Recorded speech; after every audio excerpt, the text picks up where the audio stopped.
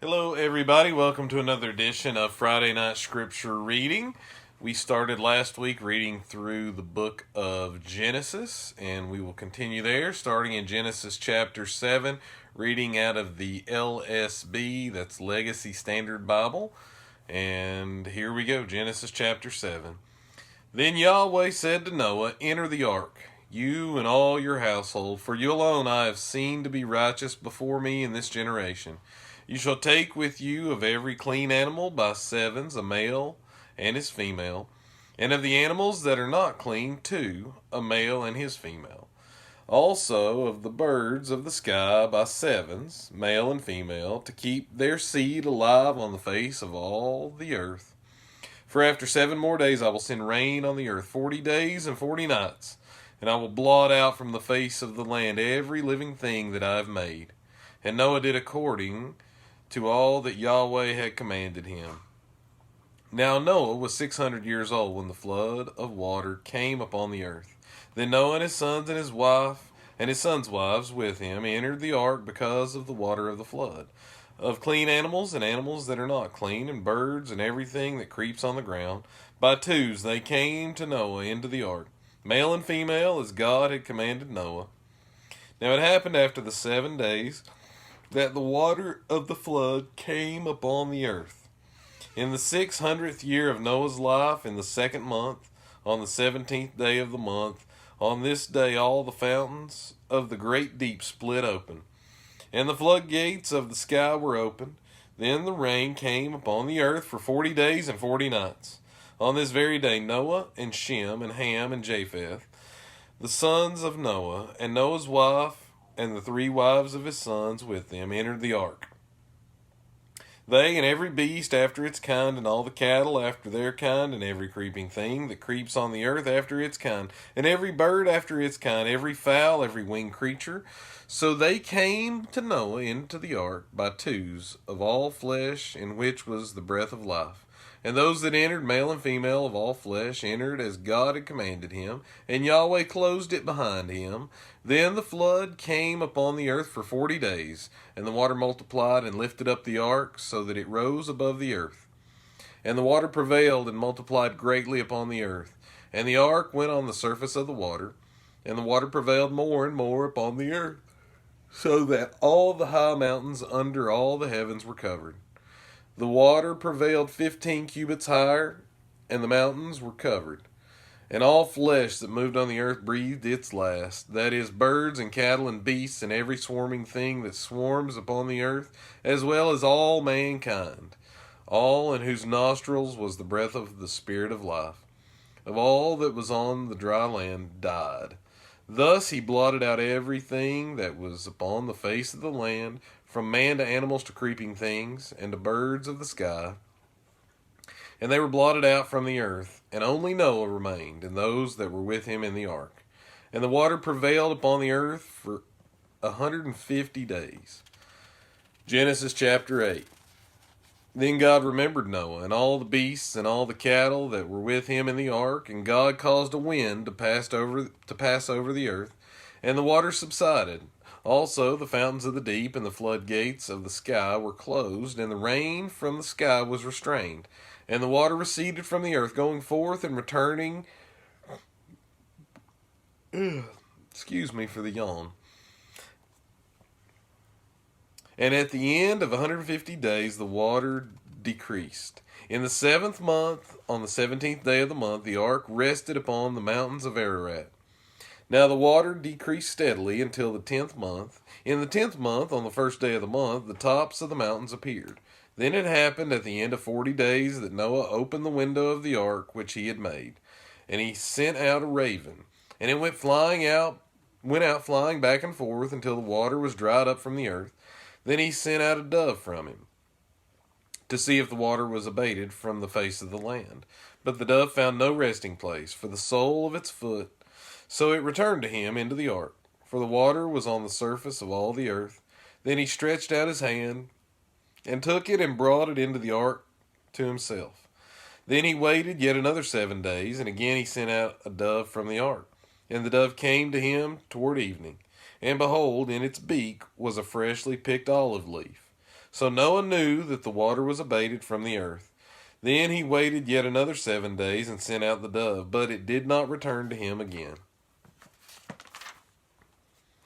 Now it happened in the 601st year, in the first month, on the first of the month, the water was dried up from the earth. Then Noah removed the covering of the ark, and looked, and behold, the surface of the ground was dried up.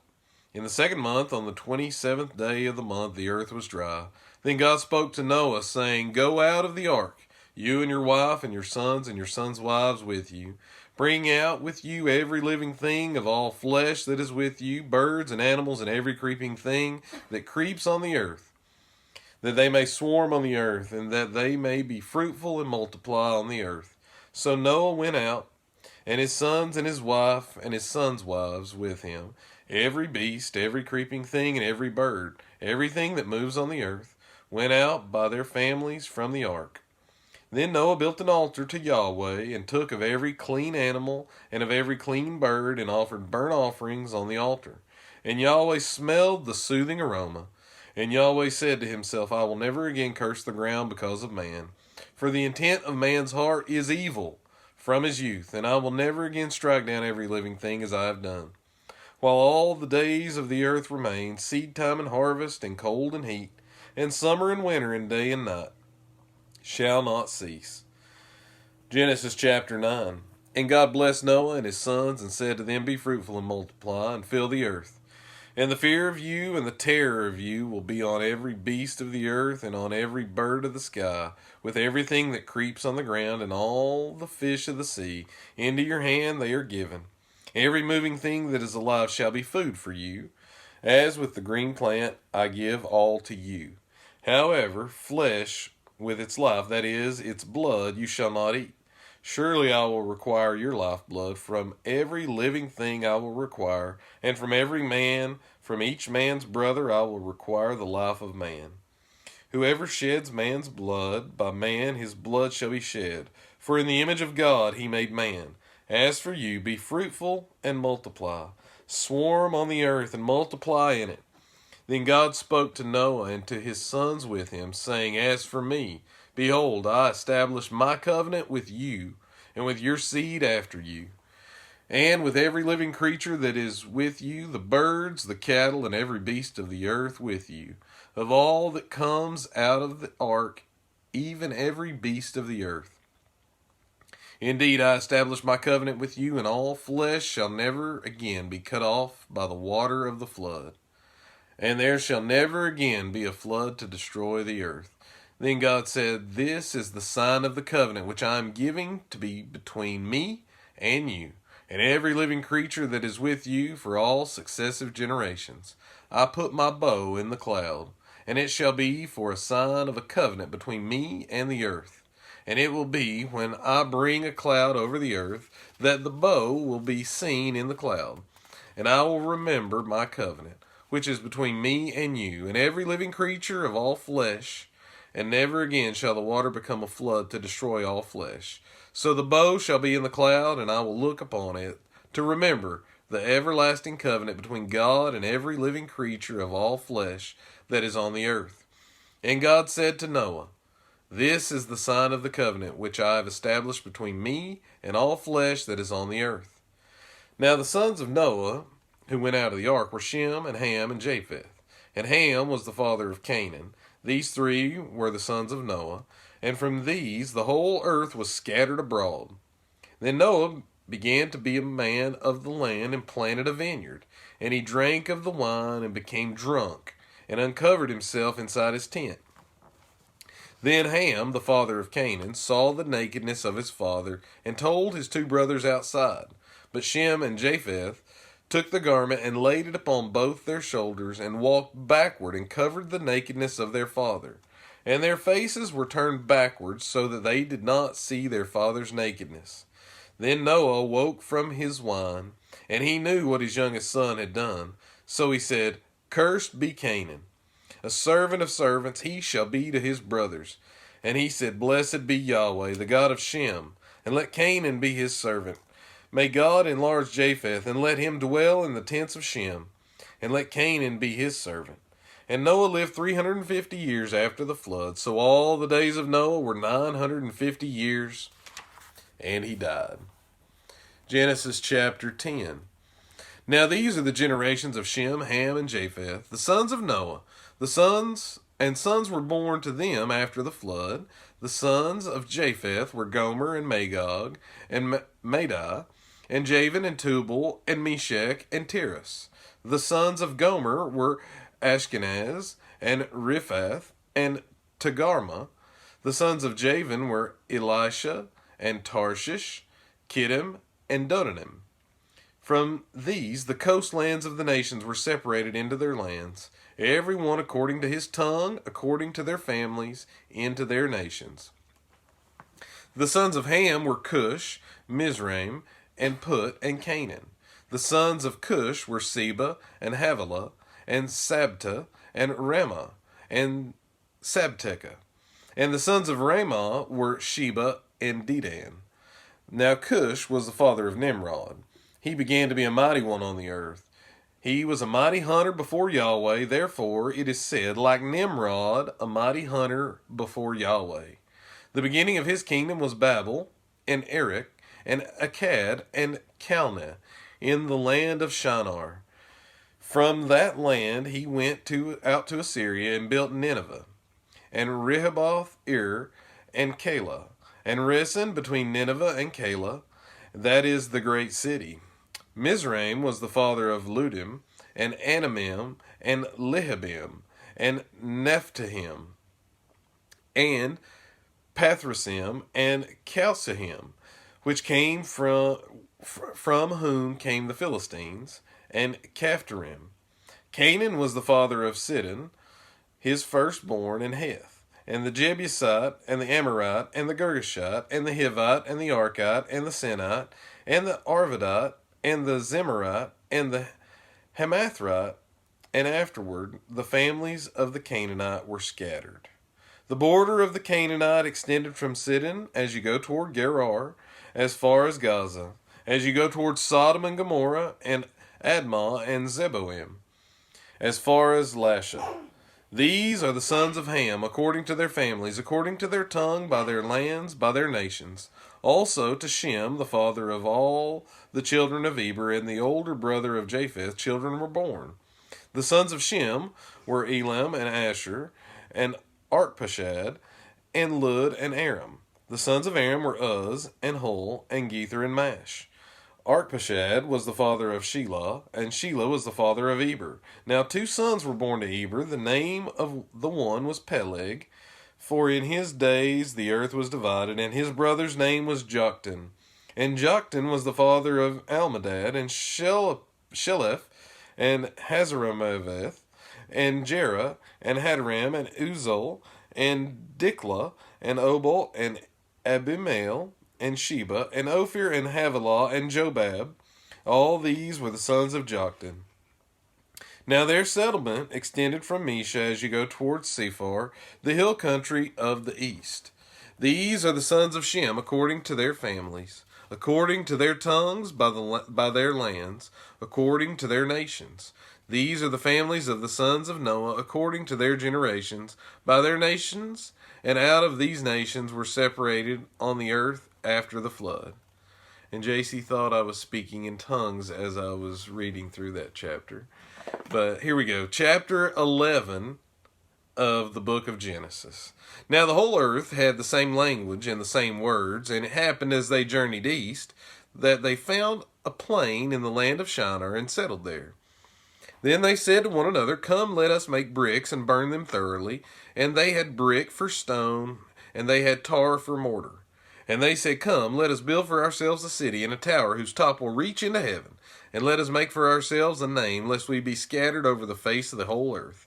Then Yahweh came down to see the city and the tower which the sons of men had built. And Yahweh said, "Behold, they are one people, and they all have the same language, and this is what they have begun to do. So now nothing which they purpose to do will be impossible for them. Come, let us go down there and confuse their language, so that they will not understand one another's language." So Yahweh scattered them from there over the face of the whole earth, and they stopped building the city. Therefore its name was called Babel, because there Yahweh confused the language of the whole earth. And from there Yahweh scattered them over the face of the whole earth. These are the generations of Shem.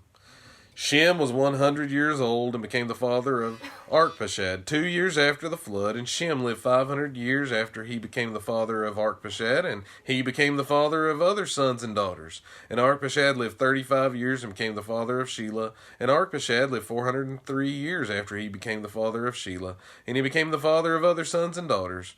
And Shelah lived 30 years and became the father of Eber. And Shelah lived 403 years after he became the father of Eber, and he became the father of other sons and daughters. And Eber lived 34 years and became the father of Peleg. And Eber lived 430 years after he became the father of Peleg, and he became the father of other sons and daughters. And Peleg lived 30 years, and he became the father of Reu. And Peleg lived 209 years after he became the father of Reu, and he became the father of other sons and daughters. And Reu lived 32 years and became the father of Serug. And Reu lived 207 years after he became the father of Serug, and he became the father of other sons and daughters. And Serug lived 30 years and became the father of Nahor. And Serug lived 200 years, and he became the father, after he became the father of Nahor. And he became the father of other sons and daughters. Nahor lived 29 years and became the father of Terah. And Nahor lived 119 years after he became the father of Terah, and he became the father of other sons and daughters. And Terah lived 70 years and became the father of Abram, Nahor, and Haran. Now these are the generations of Terah. Terah became the father of Abram, Nahor, and Haran. And Haran became the father of Lot. And Haran died in the presence of Terah his father in the land of his birth, in Ur of the Chaldeans. Abram and Nahor took wives for themselves. The name of Abram's wife was Sarah, and the name of Nahor's wife was Milcah, the daughter of Haran, the father of Milcah, and the father of Iscah. And Sarah was barren, and she had no child. And Terah took Abram his son, and Lot the son of Haran his grandson, and Sarah his daughter-in-law, his son Abram's wife, and they went out together from Ur of the Chaldeans in order to go to the land of Canaan. And they came as far as Haran and settled there. And the days of Terah were 205 years, and Terah died in Haran. Genesis chapter 12. And Yahweh said to Abram, Go forth from your land, and from your kin, and from your father's house, to the land which I will show you. And I will make you a great nation, and I will bless you, and make your name great. And so you shall be a blessing, and I will bless those who bless you, and the one who curses you I will curse. And in you all the families of the earth will be blessed.